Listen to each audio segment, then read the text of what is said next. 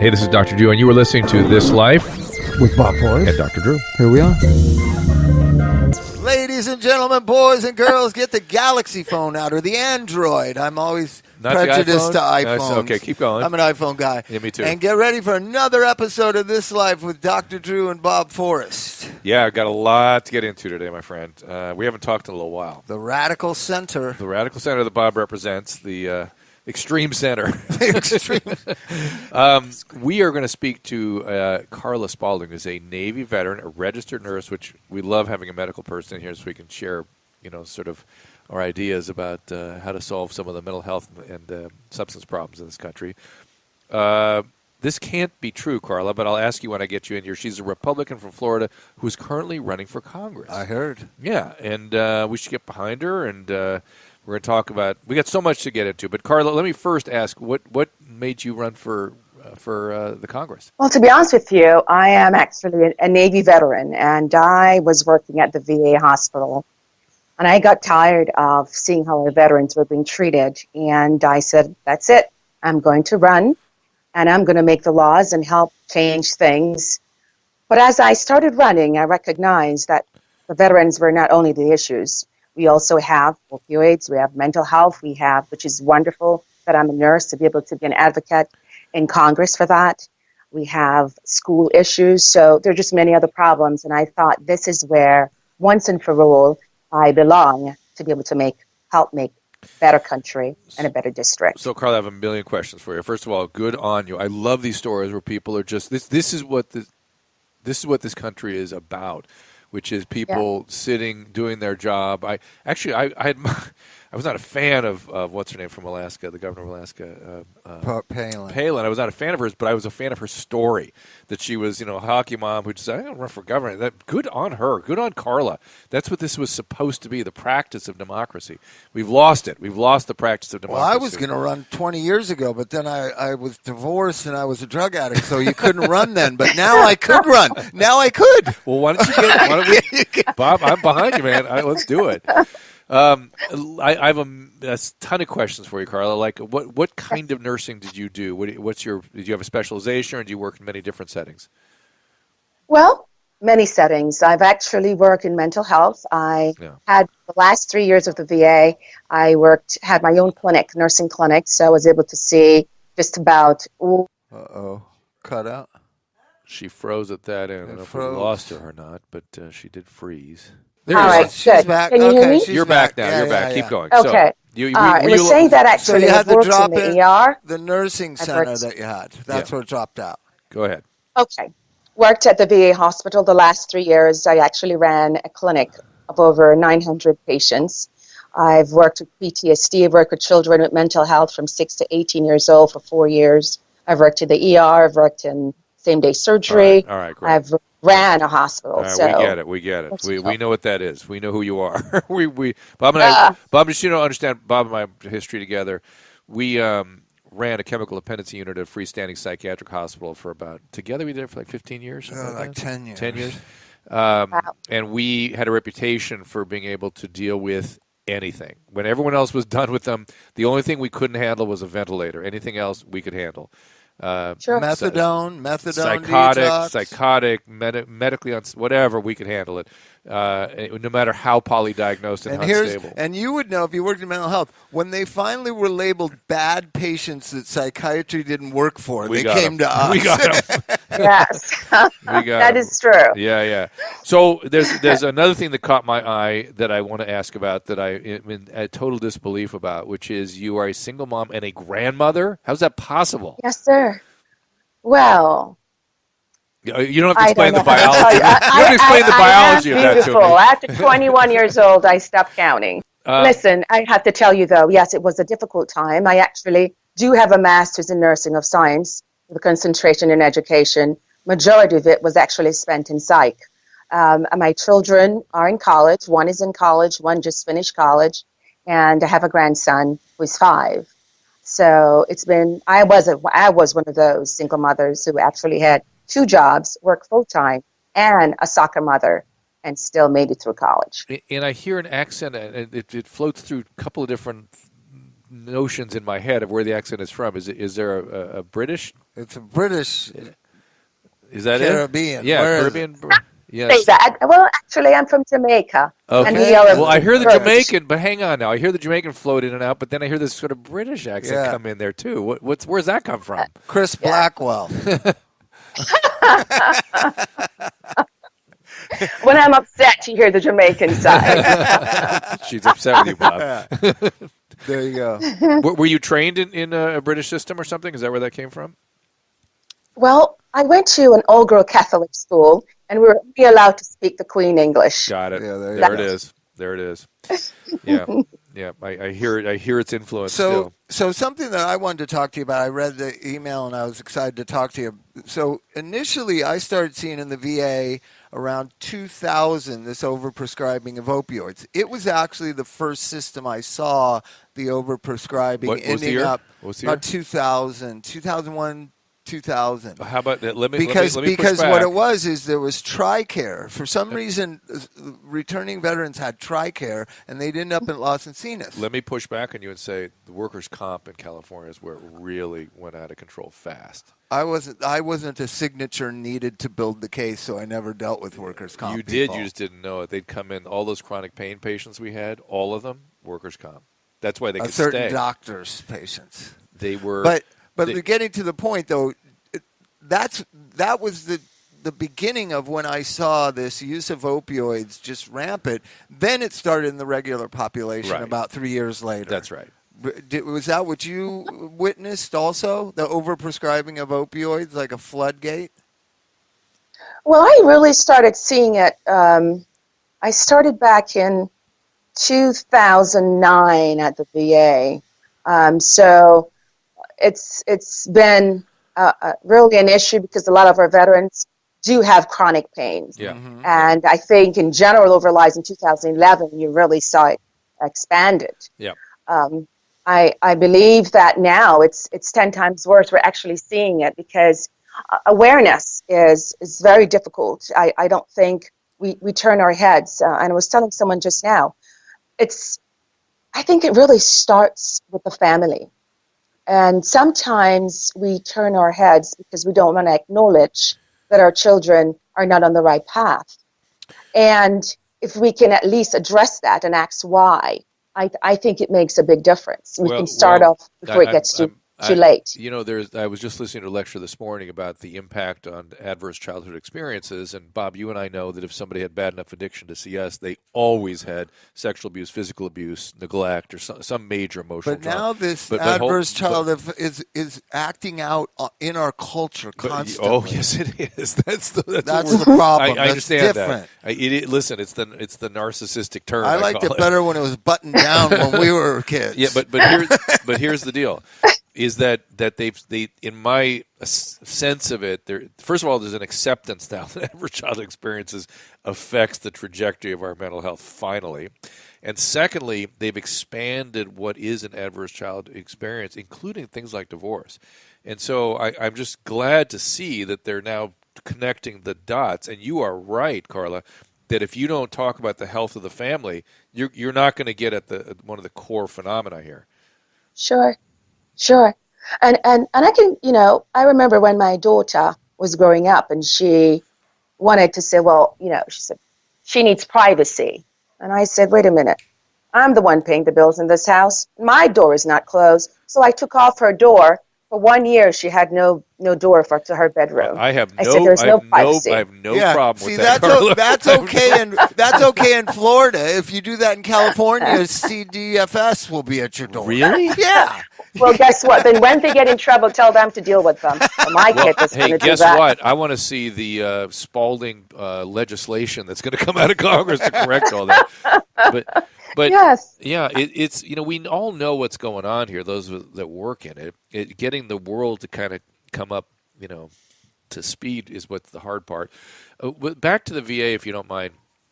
I had the chance to meet Dr. Schultz, who's the president, currently the cabinet level Maybe what do you call better it? check your Twitter Well, feed. that's what I was going to ask you. I was very impressed with him. He was very thoughtful. He listened to me when I talked to him. He assimilated some of the things I was saying.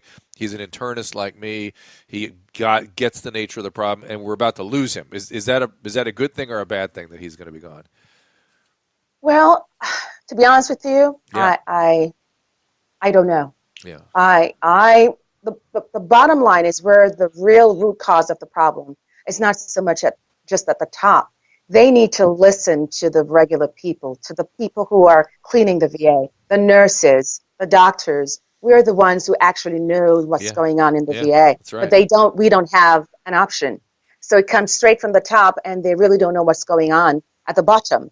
And in order for them to really fix the problems, they have to get our inputs, and our inputs are not being taken. Going uphill. That information not that's going it. uphill. Well, that is the nature of bureaucracy, unfortunately, is that bureaucracies are bad. I'm going to use a pejorative. They don't work unless you flatten it and let the people in the field empower them. I mean, it's like we should be more like FedEx in delivery of health care, really. But we've decided that people in authority know better, and you have to superimpose all these systems on top. Do you agree with me, Carla? Yes, I do. Yeah. Yeah, I definitely, from working there for 6 years, and I told you out of frustration of not seeing the things that I could see and needed to change, and nobody would change them. And I have to. I just believe our hard-working veterans who sacrifice their lives for us, I think they deserve much better treatment than we are actually receiving. And remember, I'm a veteran, and I had a hard time there. I get it. And you know how to operate the system better than the average veteran, too. So, yes. Because you're in it. So I'm going to challenge you both with something. So here's a February 22nd New England Journal of Medicine, everybody. Here it is. It's a 12-step thing. No. Well, you're going to love it. You're going to hate it, actually. So well, I love to hate. Right. That's what I meant. And so it is. So New England Journal, for any of our listeners that don't know, is sort of the pinnacle of the medical publications. It's considered the highest esteemed peer-reviewed publication that there is. So one piece of good news, one of the editorials, and they always put a bunch of, what do they call it, perspectives in the opening chunk of the journal. One of them I was delighted to see, our other prescription problem, our other prescription drug problem. Benzos. Yep. Wow. Addressing it clearly, addressing it well. So it's beginning to leak into the discourse that benzos are equally as big a problem, if not more so, than the opiate thing. But here we go. So the lead article is controlling the swing of the opioid, right? What are we going to do with the opioid problem, right? Isn't that what this article is about? Well, Bob, you'll be delighted to know. Suboxone? No, worse. Worse than Suboxone? Yeah. There are too few U.S. pain clinics. Oh. and Is Portnoy write that? Did Portnoy write that? And first of all, the bottom line is he's saying here, I wish I could find the exact quote. It's not being managed correctly. We're not treating pain aggressively enough. Perfect. It was stunning to see this in here. They do talk a little bit about buprenorphine as well, but they basically saying that our problem is we're not using enough pain medication. And they're specifically saying opiates. Forget the fact that there's zero scientific evidence that opiates are an effective treatment for chronic pain. I was listening again to a California Society of Addiction Medicine presentation where they admitted that, and they put it up on a big slide. Scant evidence, no evidence. And yet pain management uses it all the time. But unless we get rid of the patient satisfaction scales, that's in certain systems. That's the next step that has to go.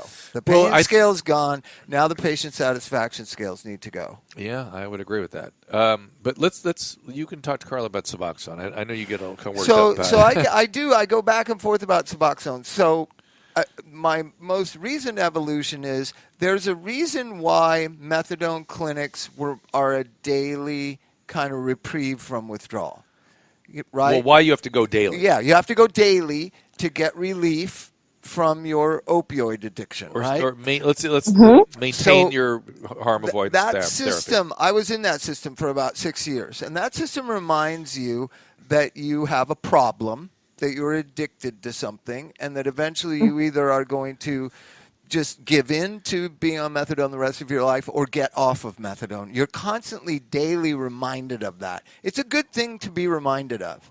The current Medicaid march out that I've heard from Washington about prescribing Suboxone, you got to everybody all the time to 12 million Medicaid opiate addicts. But trust me, it goes well beyond Medicaid. But I'm just talking about the federal government. We do have say over that. They're going to just give a 30-day supply of opioid replacement medicine to little street-level drug addicts. They're going to, what is in the New England Medical Journal, they're going to divert that medication, trading it for heroin, selling it. We'll talk to her. Tell her what that text you sent me about the group you asked. Oh, I asked a group of about 30 addicts a couple of weeks ago. Young addicts, millennials, and I asked how many are opiate addicts. 21 were out of 30. Wow. And then I asked how many people have been on Suboxone. 20 of the 21 raised their hand. Mm-hmm. I said, how many of you took it as prescribed? And only one girl remained with her hand up. Right, and I would argue... That's what's going on in real life. I would also argue if you asked who used other drugs concurrently, 100% of well, the they're hands not. would go Even back the Suboxone proselytizers aren't asking that question. They aren't Nobody even- wants to know that question. Well, that's insane. That's Well, insane. I mean, You're right. Marijuana is good for you, Drew. You didn't know that? Yeah.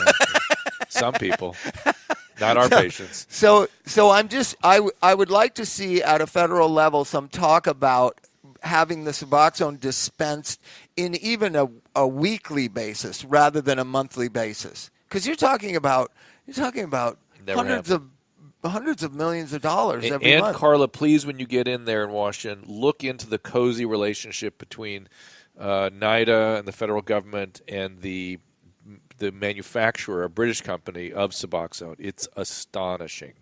There's a very uncomfortable story there. And and the other thing that I've noticed, like I was a big supporter of the Parity Act, right? I think everybody that worked in mental health was a big supporter of this thing. So the Parity Act moves forward. Then Obamacare is upheld at the Supreme Court. I'm like, this is finally Americans are going to get high-quality drug treatment. There'll be thousands of people changing their lives around.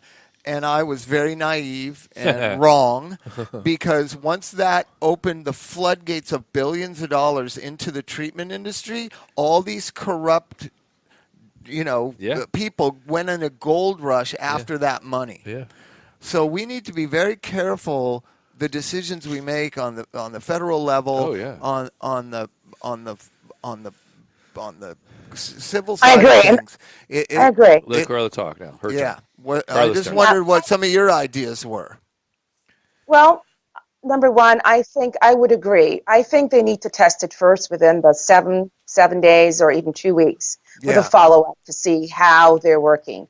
But it goes beyond just the medication, though. Oh, yes. I think also the pharmaceutical companies, there has to be a way of all the scientists that we have to be able to come up with pain medication that don't have the addictive side effects. Yeah. I think when we go for a procedure, we don't automatically have to have Percocet.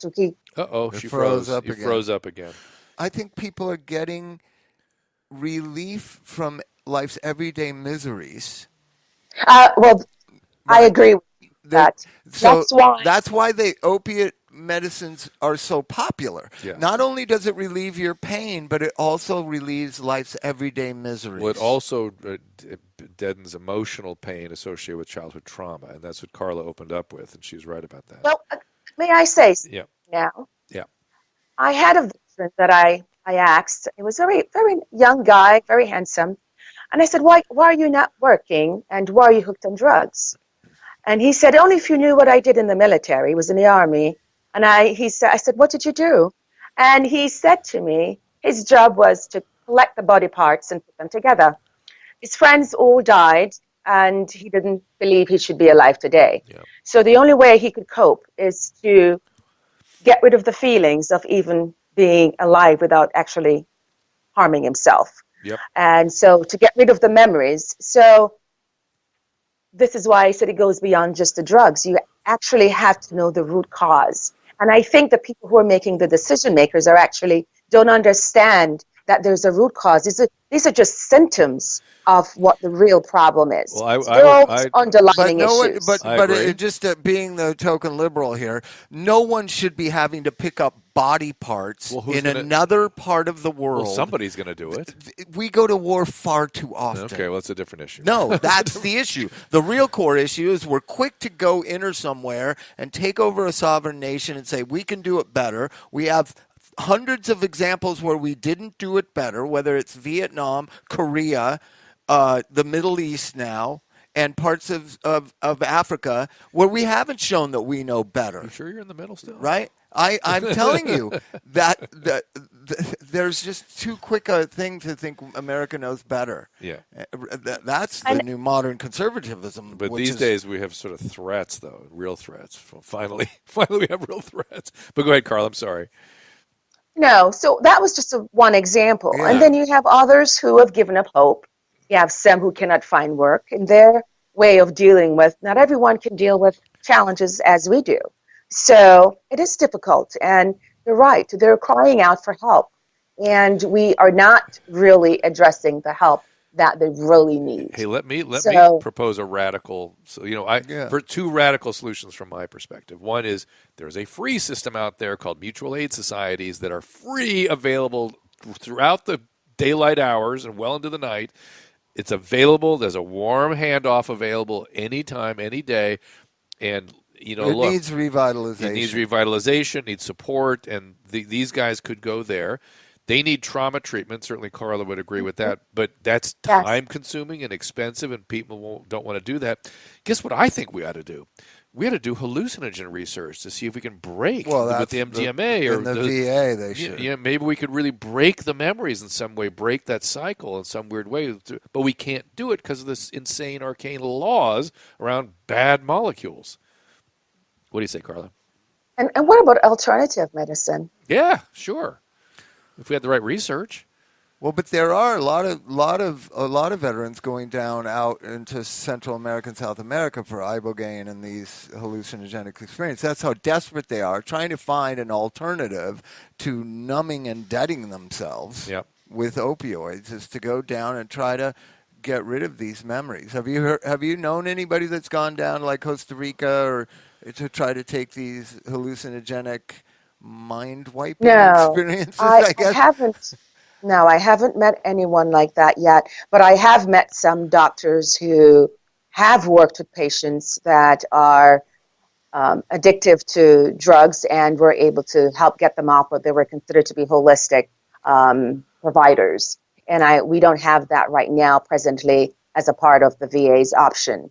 So in Congress, I would definitely try to work on that to see, because a lot of these medications, no matter which one you take, they actually have such bad side effects that you move from one and then you become addicted to the other one anyway. That's the mistake. That's the mistake that the American medical system has made for 200 years, which is we treat addiction with addictive agents. That's what we've always done. With alcohol, we used morphine. I love that solution. That was a good one.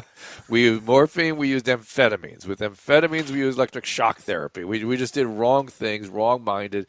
And, and again, Carla's tilting at the bigger issue, which is at the core, there's a spiritual, interpersonal, emotional regulation problem.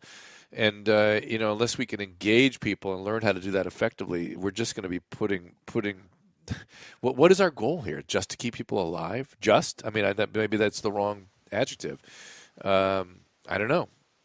Adverb. I think that just the acting out in society's got to stop. We got to start being more compassionate. I mean, I grew up in a time that everybody keeps comparing now to 68 or whatever. I remember that. You're comparing now to 68? Yeah, the divisiveness and the end of the world and all that. Oh, you don't watch enough MSNBC. So I lived through that, and it was in my family. My older sisters were hippies. My dad was like an Archie Bunker type. That was nothing like the hatred and the lack of decorum and the lack of dignity in our culture now. And it was long before Trump. I noticed it long before the Trump phenomenon.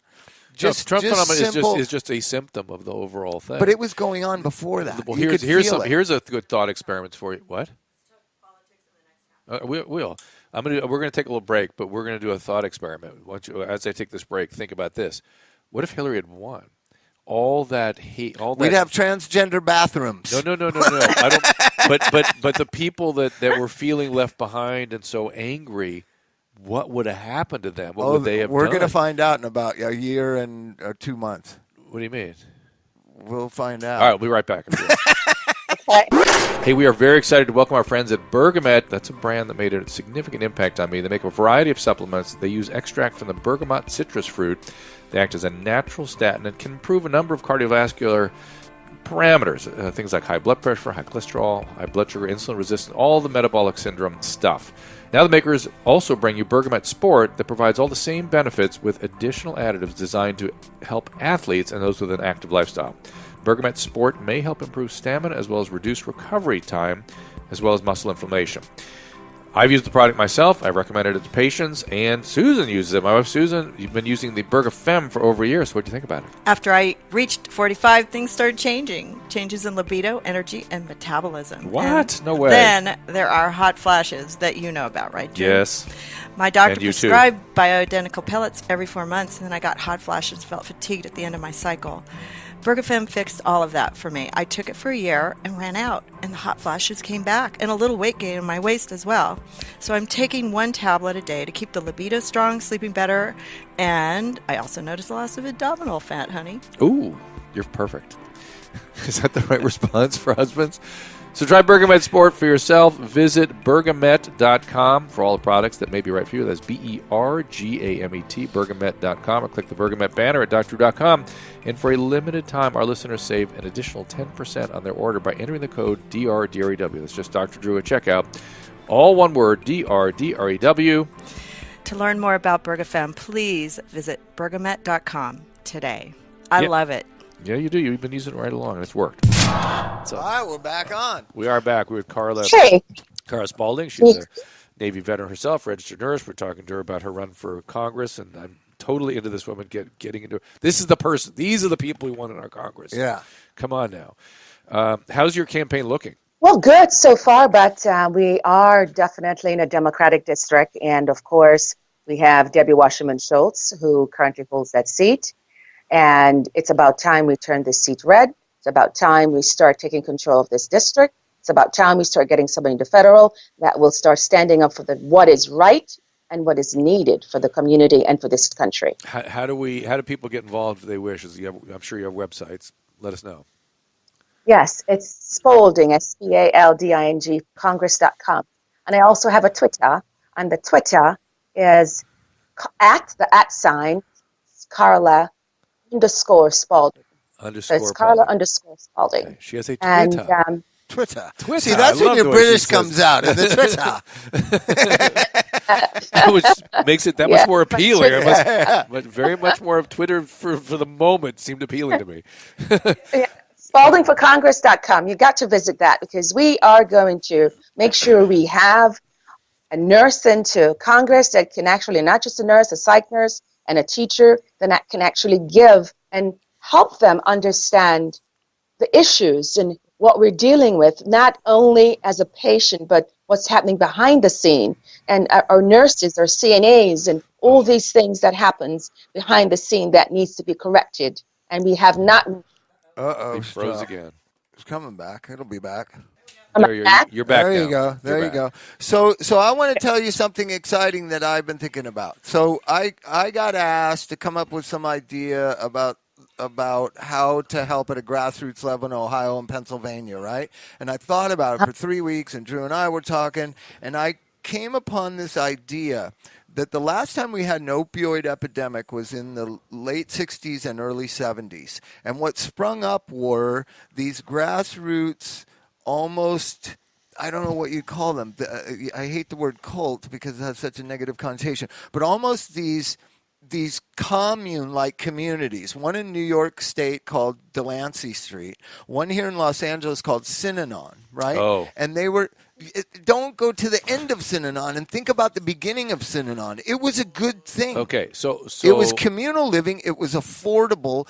Right. I get scared that the federal government gets scared of mental health, dealing with mental health, because you're talking about $800 a day hospitalization for 3 months. Slow your roll. I'm with you. These community-based Two things. organizations. I'm all for it. You know that. Even look at the Oxford community. Still, we have Oxford places.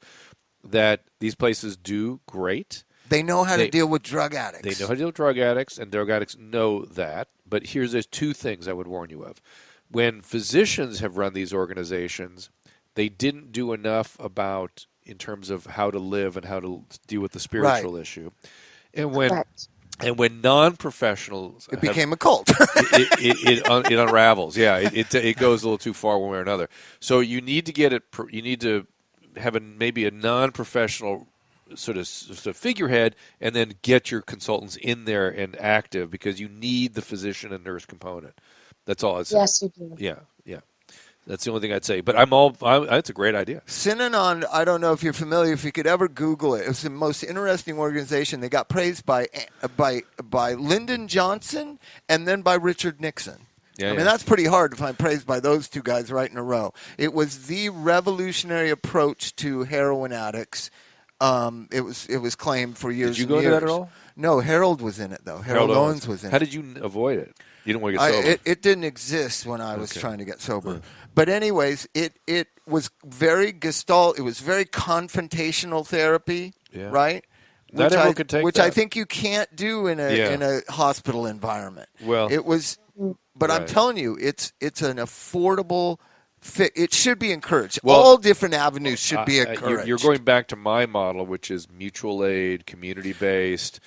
I mean, it's just so much to be done there, and we need to get the federal government sort of championing it, campaigning. No, but what the hospitals want is these drug addicts out of their emergency rooms. That's all they really want. But what's happening is... But you have to understand they don't know how to treat them. Right. Emergency nurses do not have the knowledge base, actually, to be able to... And the patients, it actually takes patience. Carla, the doctors don't know how to deal with it either. That's what I'm saying. So the doctors want just a medicine to give them, and that's it. And that's who we're going off the rails. But they have been doing that, and then they come back and back and back and back. I talked to a hospital group in Tennessee and in West Virginia. They are going bankrupt dealing with this opioid overdose and epidemic, right? So they just want a place to send the people. There's no place to send them there. Well, and here in California, think about it, we have too many places and they're corrupted. So how do we solve that? Well, and you're in Florida. I want to say this, Go ahead. Dr. Drew. Yes, ma'am. I wanted to bring across another point that I think we're missing. Sometimes when I've worked with patients before, that actually the medication that they're taking actually allows them to hallucinate. They hear voices, they're seeing things, and before they were not. And so we also have to be very careful about the medications that are also being prescribed. And this is why I think it's not just a one solution fix. We have to have a combination of the pharmaceutical company, the doctors understanding what they can prescribe, the community-based understanding if you see something, say something, but do something as well. Do something, with the shooter. Yes, we have to be able to do something. I want to talk to you about guns in a second, but look, here in California, in Southern California, we are overrun by homeless people. Someone showed up in our backyard today. Wow. We are literally overrun. Well, they cleared out the freeway, so they got to find places. Oh, for the marathon. But it's and so you talk about doing something. We have to have a will to. We should be ashamed of ourselves that we don't get behind bringing these people to care, because hey man, who are we to say? That's the attitude of California. That's another complicated issue. Okay, well, let's go to I'm more interested in this of what the emergency rooms, if they had 5 different options, if the doctors could assess that it's a drug-seeking, history of addiction person, they could send them to the new Synanon, right? Sure. If it was a soccer mom that had health insurance, they could have good community-based drug treatment in Florida that you could trust. You'd have to sort through the Florida system because there's a lot that you can't. That is how physicians approach it now. They do. But there's no place to send them, and where the opiate epidemic is, there's no place to send them. That's the problem. So I'm going to... Not only that, they can't keep them for a long time either. Right. And 30 days is not enough for That's anyone to get off a well, drug. they get them It's for gonna 3 or take a 4 lot days, longer. Carla. 3 or 4 days is the craziest. Synanon was for a lifetime. Well, but let's go to that shooter in the high school what was the city? I'm sorry, Parkland. Parkland. Parkland. Yeah, you started to bring him up as someone who now we know was in treatment, was being recommended for some sort of institutionalization, longer-term care. And that is the zone that really is difficult right now, which is people who are not on a 72-hour hold, don't meet criteria for a 14-day hold, but everyone taking care of them knows that they're either going to be homeless, dead, or homicidal. But because they don't say it, they don't meet criteria, we can't do anything about it. I just see it as a gun issue. That kid should not have had access to guns, and whatever guns he had should have been taken from him. And that happens in California, in Washington, in Oregon. But to be fair, when he was in care, the mom, before she died, even if made he's sure in he was care, in I care. don't want a kid like that having access to AR-15s, and I don't care what anybody says. But the evidence is that when he was in care, he was glued together and everything was fine. Good for him. I understand your point, but Carla, go ahead. Let's hear your position. Okay. Well, this is what I'm going to say to you. I think this is where we have, we're putting politics before people. Yes. I really believe that if you're going to look at safety, like say, I'm from Jamaica. Our school, we never had any of that problems, and we really have some guys that really have some weapons out there. Now, my problem is, or my question is, or solution, or part of it is, you have to look at the school safety completely different from a gun issue. And the reason for this, hear me out, is the fact that if you have a business, you're going to make sure that business is secured. Whether you have security guards, you have different password codes to protect your computer, you're going to have just certain things in place to make sure that is secure. It's the same thing for the schools. I think schools ought to have a secure process and a structure so that they know that not only the children are safe, but also the teachers. So what that means, they should have a safe room, a room that probably is bulletproof. We should also have possibly metal detectors that wouldn't have gotten through to begin with. And one entrance. You don't need several entrances to a school. You have one, you go in, and when you're coming out, that's it. We should have security guards there, not just one, but someone watching the monitor. And that can correlate to the officers, hey, something is going over there, get there in time. So, and teachers, as they recommended. My sister is in the Army. She's a school teacher now. But I'm saying we have volunteer veterans who are trained, who would like to volunteer. So there are many things that you can actually do. I'm not just saying to help secure a school. FIU just had a recent structure. The bridge just fell. That's a security. That to me, that's a safety issue again. So we need to look at what is the best way and best practice and best things that we can do to actually secure a school, not blaming people about the guns. I like the point. I like the framing of this as if you had a jewelry store, and what's more precious than your children? If you had a jewelry store, think of all the security you'd have on that jewelry store. The schools already seem like prisons, and now it just sounds like you're trying to make the school a prison. Make it an airport, Bob. Just an airport. Aren't you used to that? Right. But I just don't see why it's mentally ill people. I don't care if there's 10 million of us. I'm one of them. I'm marked as mentally ill. I shouldn't have, if for the betterment of the society, I don't get to have an AR-15. That's fine with me. Well, that is another. When you're earmarked with this much mental illness as this kid was for a decade, he should not have access to AR-15s. You can have 500 of them. we want Carla to be armed. No, we don't. But want when mentally ill people, it just seems like the most logical thing. I'm a don't care about guns guy. I don't think guns are that big of an issue in America. I think mental health is, and I don't care if you stigmatize me as a mentally ill person and you don't allow me to buy guns. That's fine. I am mentally ill and I don't have guns. And it is your commitment to the society at large. Who is advocating for the mentally ill to have AR-15s? Okay. That's what I want to know. Let's let Carla answer. Let Carla answer. Hold on. Carla, go ahead. Let me answer that. Yeah. And I think now we're coming to the second part. Yeah. Now when it comes to guns, that's a whole different issue. Yeah. yes, if you have a mental health illness, somehow, somewhere along the system, that should be triggered into the system where you're not able to purchase the guns. And that's where the missing element is. They somehow have not connected that. And remember, this child also showed many warning signs. Yeah. The police officers, they went there 23 times. Wow. So that should have been picked up. Now that was missed. So it's a combination of things again. It goes right back to the family and the structure of the community. Yep. Because people knew that he had those guns. Somebody should have said, you're not allowed to have that gun. I'm going to make sure they take it away from you. Hey, Carla. So we have to get involved. Let me propose a way to operationalize that. I talked to an attorney friend of mine. He said it'd be a good idea because you're going to come up against all the ACLU stuff about personal rights and everything. I think in order to have guns taken away for whatever period of time is required, and that should be something that needs to be assessed for given, if you had an acute depressive episode where you were suicidal, that's different than this kid, for instance. Both mental illness, but different.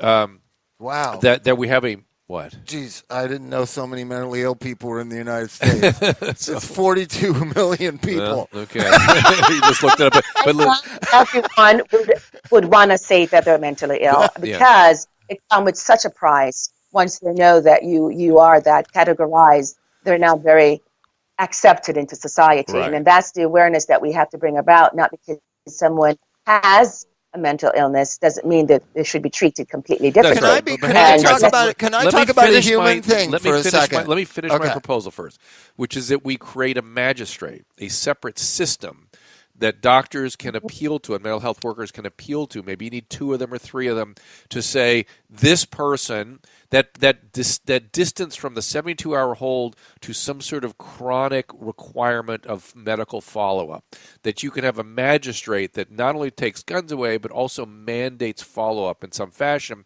So if your patient doesn't show up, you can call law enforcement and say, hey, bring him in. I haven't seen him in a week. So, but we have nothing like that. So we need like a magistrate. No. We need a magistrate we can appeal to that would give us the be able. So that homeless guy that's waving in the street and shooting heroin, we can bring him in and do something for him and help him, as opposed to going, hey man, it's his right to do whatever. No. Same with this kid. We're going to get his guns. Help him so he doesn't kill somebody, kill himself. Right. We need the power to do that, and it's going to require some sort of system. And that's what I wanted to share with you. So I've had depression diagnosed in me since I was 11 years old. I have depression. I always have lived with it. I medicated because of it, probably. That only compounded it and made it worse. I purposely, at 19 or 20 or 21, when my friends were getting into guns, said, if I had a gun in my home, I would kill myself. Good for you. At some point or another, one night, one crazy thought and the compulsion to kill myself rather than reach out to a friend or even medicate myself with some heroin and crack, that if that was there in a drawer, I would have killed myself. And I'm very outspoken about this, and when I'm this outspoken about it, other people who have made that same mature decision, knowing themselves, to thine own self be true, that we're not stigmatizing ourselves by saying we have mental health issues. No. It's like, to me, it's like saying I have diabetes. Oh, absolutely. People are so proud of saying they have diabetes. Yeah. Why shouldn't you be equally? Yeah. That's you. I know many people who have mental illness, and they will not take their medication because they said they're fine. And the moment they stop taking their medication, that's when everything goes down drain. Yeah. And they do not admit that they have that problem.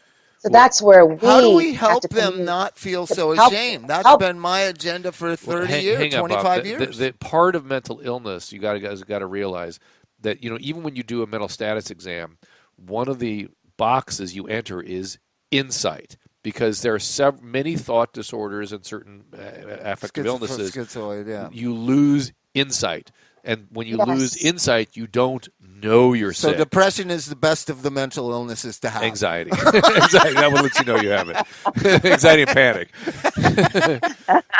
So that's the one that you retain your insight. I really think we need and then you worry about a better outreach to young people in particular. I see it with young people. Young people are reporting to me that they were diagnosed with anxiety at 13 that are now in drug treatment at 24, 25. They seem to be more accepting of having an anxiety diagnosis. I agree. Yeah. So it's getting better. Well, I would argue, listen, I had panic and anxiety when I was in college, and I never spoke about it till about maybe 20 years later. And that was because there was acceptance, understanding, not so much stigma. It's better. I think it's a lot better. And I think we need to be careful. We need to be careful in our enterprise, in our campaign to end stigma, that we don't stigmatize, because we're creating special language, and as soon as you create special nomenclature, you're adding to stigma. You got to be very matter of fact. But how come we as a society can say, if you've ever been arrested and convicted of a felony crime, which could be as little as like not returning a rental car, which I had. What? Junkie move? Bob, no way. So we have no problem saying those people don't get to have guns, right? And there's obviously a stigma to being a convicted felon. But why are we so apprehensive to say those people with long histories of mental illness and hospitalization for mental illness, they shouldn't have guns? Why can we say the convicted felons can't have guns, but the mentally ill, the repeated hospitalizations, I just heard Carla, can have guns? Carla agreed with you. I know, but we just said that. Yeah, I know. Just said they are. They're absolutely in agreement with that. But outside of that, what we're saying is that our Second Amendment right must remain. Yes. If you start moving it from 21, what does that mean? Does that mean you are not able to join the military until you're 21 now? Yeah. Or what does that mean?